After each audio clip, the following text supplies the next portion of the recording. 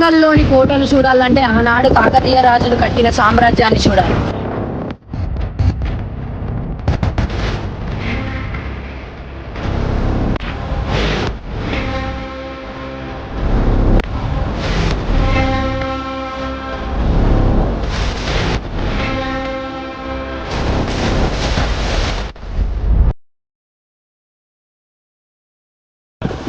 Hello guys, నేను మీ Sai blog అంటే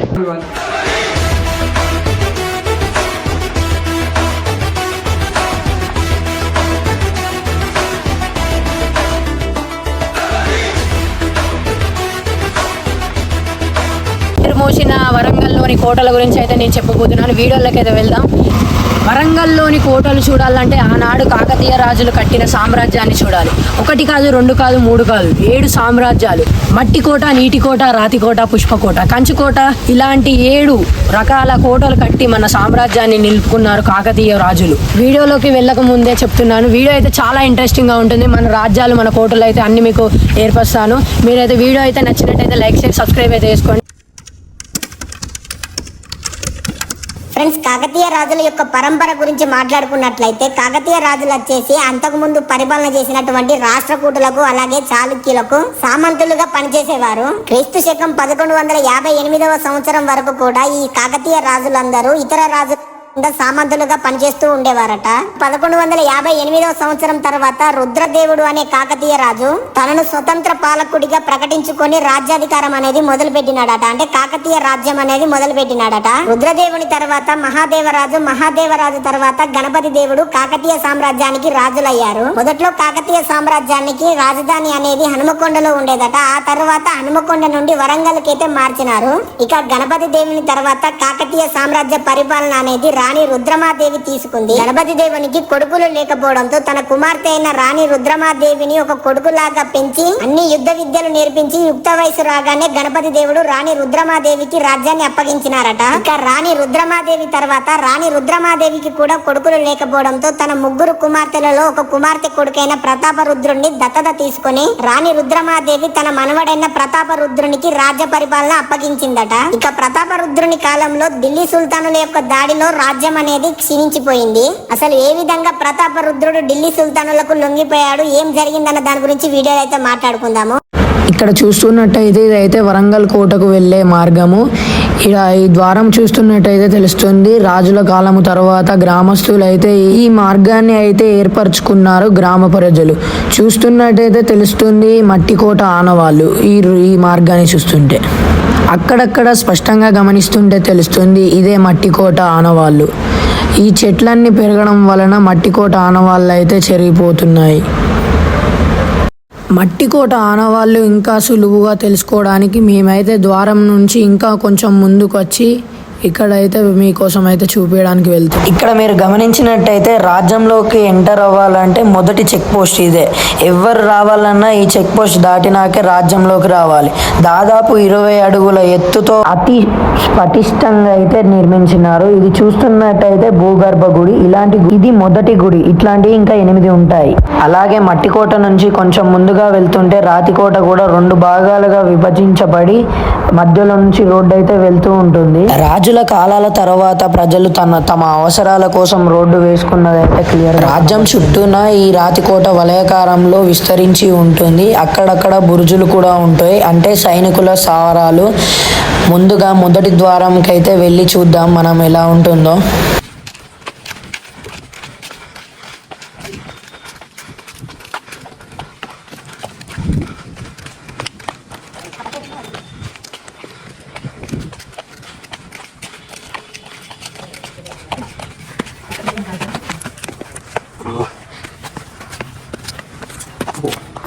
ఇక్కడ మీరు గమనించినట్టయితే ఇక్కడైతే సైనికుల స్థావరాలు అయితే కనిపిస్తున్నాయి. రాజ్యంలోకి వచ్చిపోయే వాళ్ళని ఇక్కడి నుంచే సైనికులు అయితే గమనిస్తూ ఉంటూ అలాగే రాజ్యంలో జరిగే విషయాలన్నీ గమనిస్తూ ఉండేవారని తెలుస్తుంది.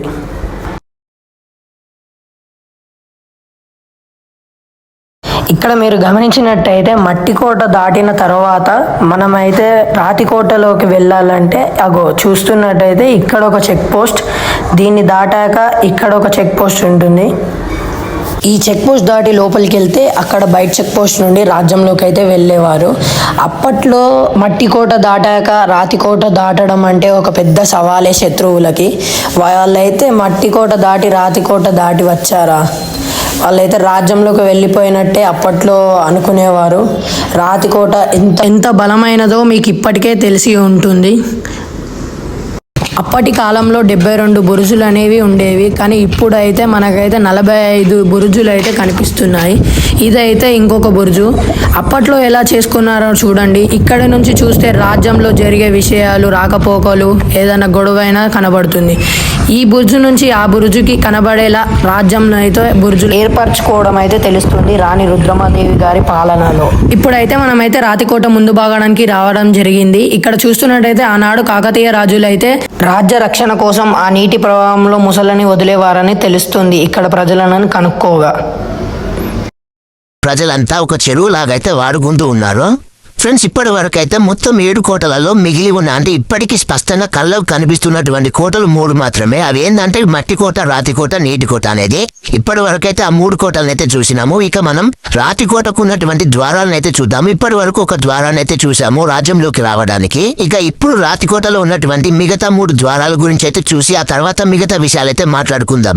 ఇక్కడ మీరు గమనించినట్టయితే ఇప్పుడైతే మనం పడమర వైపు నుంచి అయితే రాజ్యంలోకి అయితే వెళ్తున్నాము.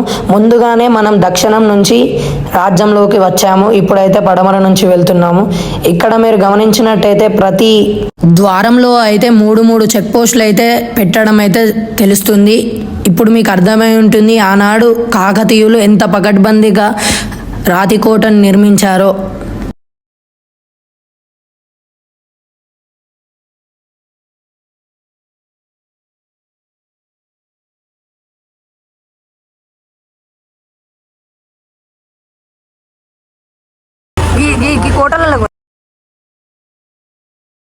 ఇప్పుడైతే మనం చూడబోయేదైతే తూర్పు దిక్కున ద్వారము.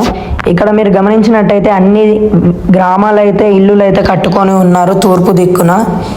ఇక్కడ తూర్పు దిక్కున మీరు గమనించినట్టయితే ద్వారాలు ఎంత గట్టిగా స్పష్టంగా తెలుస్తుందో మీరైతే చూడండి.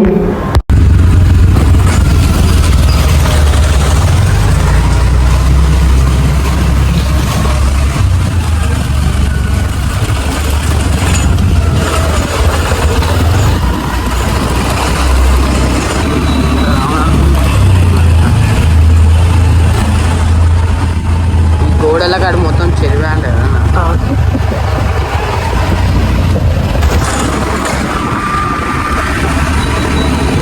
ఇంకా రాజ్యంలోకి ముందుకు వెళ్ళగా మాకైతే ఇది ఒక ప్రాంతం అయితే కనిపించింది. ఇక్కడ చూస్తున్నట్టయితే ఈ చుట్టుపక్కల ఇదైతే ఒక గుడిలాగా ఉంది.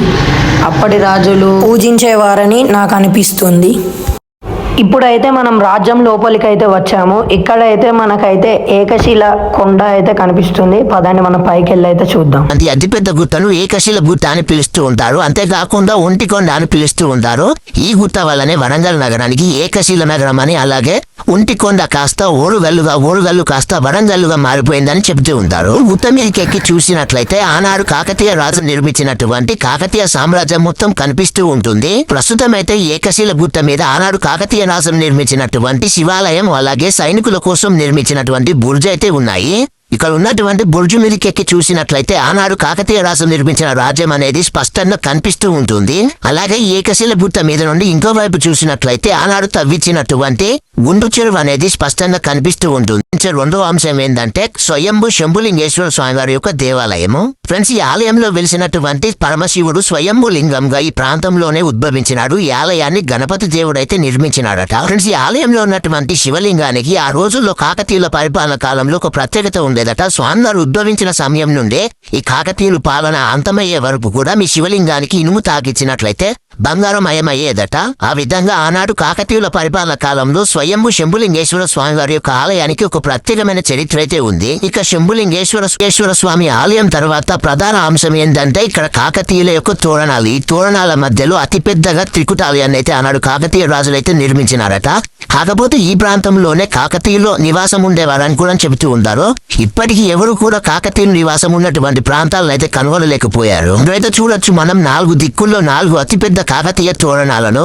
ఈ తోరణాలు ప్రస్తుతం తెలంగాణ రాష్ట్ర చిహ్నంలో అయితే ప్రధానంగా కనిపిస్తూ ఉంటాయి. ఫ్రెండ్స్, ఇక్కడ ఉన్నటువంటి స్థలంలో కాకతీయులు ఎక్కడ నివాసం ఉండేవారు, వారి యొక్క కోటలు ఏంటి, వారి యొక్క ఆవాసాలు ఏంటి అని తెలుసుకోవాలన్న ఉద్దేశంతో చరిత్ర పుస్తకాలు సేకరించినప్పుడు ఆ పుస్తకాల్లో మాత్రం ఈ విధంగా అయితే రాసి ఉంది. వరంగల్ కోట ఇది ఒక భూదుర్గం అని అయితే రాసి ఉంది. భూదుర్గం అనగా అండర్ గ్రౌండ్ లో నిర్మించినటువంటి కోట అనైతే అర్థము. భూగర్భంలో నిర్మించినటువంటి కోటను ఇప్పటి వరకు ఎవరు కూడా గుర్తించలేకపోయారు. అంటే కాకతీయుల యొక్క ఆవాసాలను ఎవరు కూడా గుర్తించలేకపోయారు. కాకపోతే ఇక్కడ ఉన్నటువంటి త్రికుటాలయం ఏదైతే ఇంతకుముందు వాళ్ళని చెప్పుకున్నట్టుగా త్రికుటాలయం యొక్క రాతి భాగాలు, అంటే సుల్తానుల దారిలో కుప్పకూలిపోయినటువంటి త్రికుటాలయం యొక్క రాతి భాగాల్లోనే కోటగానే అందరూ భావిస్తూ ఉంటారు ఇక్కడికి వచ్చిన వారు. ఇక ఈ కాకతీయ సామ్రాజ్యాన్ని చివరిగా పరిపాలించిన ప్రతాపరుద్రుడు ఏ విధంగా ఢిల్లీ సుల్తానులకు లొంగిపోయాడు అన్న దాని గురించి అయితే మాట్లాడుకుందాము. ప్రతాపరుద్రుని యొక్క పరిపాలన కాలంలో కాకతీయ సామ్రాజ్యం ఎంతో గొప్పగా పేరునైతే గడించింది. అయితే ఎంతో గొప్ప పేరు పొందుతున్నటువంటి ప్రతాపరుద్రుని పరిపాలనలో ఉత్తర భారతదేశంలో ఉన్నటువంటి ఢిల్లీ సుల్తానులు అయితే ఓర్వలేక ఇక్కడ ఉన్నటువంటి రాజ్యాన్ని తమ స్వాధీనం పరుచుకొని ఉన్నటువంటి ప్రతాపరుద్రుని తమ బందీగా తీసుకువెళ్లాలని నిర్ణయించుకొని అనేక సార్లు ఈ కోట మీదకైతే దారికైతే వచ్చినారట. దాదాపు 9 సార్లు ఢిల్లీ సుల్తానులకు అలాగే ప్రతాపరుద్రుడి మధ్య యుద్ధం అనేది జరిగిందట. ఆ 9 సార్లు జరిగిన యుద్ధాలలో ప్రతాపరుద్రుడు ఎక్కువ సార్లు ఢిల్లీ సుల్తానుల మీద పైచేయి సాధించినారట. ఇక చివరగా ఢిల్లీ సుల్తాన్ అయిన ఉలుగ్ ఖాన్ పర్యవేక్షణలో ఈ వరంగల్ కోట మీద దాడి జరుగుతుంది. ఈ దాడి జరిగిన సమయంలో ప్రతాపరుద్రునికి ఏ పరిస్థితులు కూడా, అంటే కోటలో ఉన్నటువంటి పరిస్థితులు ఏవి కూడా అనుకూలించలేదని చెబుతూ ఉంటారు. అంటే కోటలో ఉన్నటువంటి ఆహార ధాన్యాలు అయిపోవడం, అలాగే కోటలో ఉన్నటువంటి సైనిక బలగం అందుబాటులో లేకపోవడం అనేది జరిగిందట. ఇక అదే సమయంలో ఉలుగ్ ఖాన్ తన దండయాత్రను మరింత వేగవంతం చేసినారట. అంటే ఈ కోట చుట్టూ ఉన్నటువంటి అమాయక ప్రజలను అయితే చంపుతూ ఉండేవారట.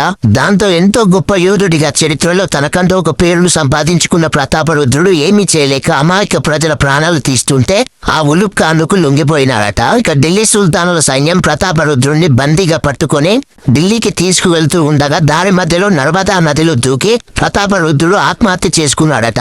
ఈ విధంగా కాకతీయ రాజ్యం అనేది ప్రతాపరుద్రునితోనే అంతమైపోయింది. ఫ్రెండ్స్, ఇక్కడైతే చూడొచ్చు మనం ఈ ప్రాంతంలో ఉన్నటువంటి అతిపెద్ద త్రికుటాలయంను ఢిల్లీ సుల్తానులు ప్రతాపరుద్రుడిని బందీగా పట్టుకున్న తర్వాత అత్యంత కిరాతకంగా అయితే ధ్వంసం చేసినారట.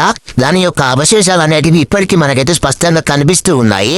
ఫ్రెండ్స్, మనం ఇక్కడ చూస్తున్నట్లుగా కాకతీయుల కాలంలో ఎంతో గొప్పగా పూజలు అందుకున్నటువంటి ఇక్కడ ఉన్నటువంటి త్రికుటాలయం, ఎంతో గొప్పగా నిర్మించినటువంటి ఈ త్రికుటాలయం నేనైతే చెల్లా చెదురై కనిపిస్తూ ఉంది. ఇక్కడ చూస్తున్నట్లుగా త్రికుటాలయం యొక్క పునాది అయితే చూడొచ్చు మనం ఇక్కడ స్పష్టంగా కనిపిస్తూ ఉంది. ఇక్కడ ఉన్నటువంటి త్రికుటాలయం అనే అతిపెద్ద దేవాలయంలో కూల్చేసినటువంటి ఢిల్లీ సుల్తానులు ఈ దేవాలయం చుట్టూరా ఉన్నటువంటి 4 తోరణాలను అయితే ఏం చేయలేదు. దానికి గల ప్రధాన కారణం ఏంటంటే 4 తోరణాల మీద ఎటువంటి దేవుని యొక్క విగ్రహాలు, దేవుని యొక్క రూపాలు అనేటివి లేవు కాబట్టి ఆనాడు ఢిల్లీ సుల్తానులు అయితే ఆ తోరణాలను కూల్చివేయలేదని చెబుతూ ఉంటారు.